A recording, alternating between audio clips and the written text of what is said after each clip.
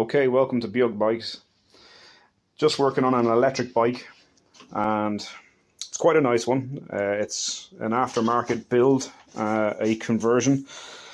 And the interesting thing about this bike is that the back of that frame is 170 millimeters wide to accommodate the super wide tires and setup, such as like snow bikes and fat bikes. So, I was expecting the frame to I was expecting the motor to arrive and only be about 135 mil and not enough space for wheel nuts, etc. That's not the case.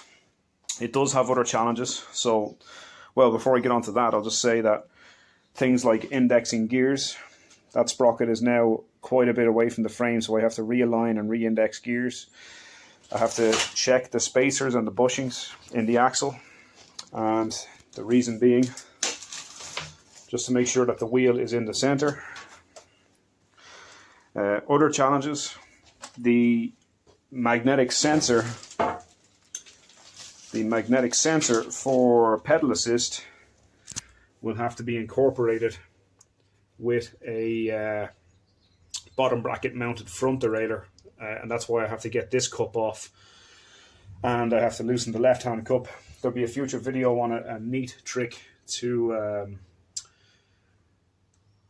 lock a bottom bracket tool into place, and you can sort of securely take off a bottom bracket without stripping teeth or wrecking anything on the bike as well. But I'm pretty sure I'm going to have to modify that derailleur, and if I do, basically there'll be another video on it, because I'm not going to be the only guy that has to do it, and that's why I'm making this video.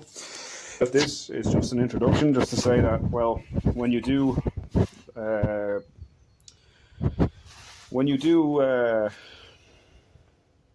convert modern bikes into electric bikes, it can be done, and the stuff tends to be okay quality wise.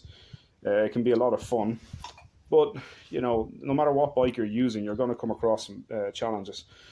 And this is a very substantial battery and a very substantial motor. I don't know the specs, but these are just sort of teething problems that we're likely to face when doing such a conversion. And this little mini show will be about this Carrera mountain bike. It's not a KTM. It is a Halfords Carrera. But it is quite a nice bike, because they tend to be quite strong and good value for money and what have you. So without babbling on any further, that's what you can pretty much expect. If I get 2 or 3 tips from working on this bike, basically I'll share it here.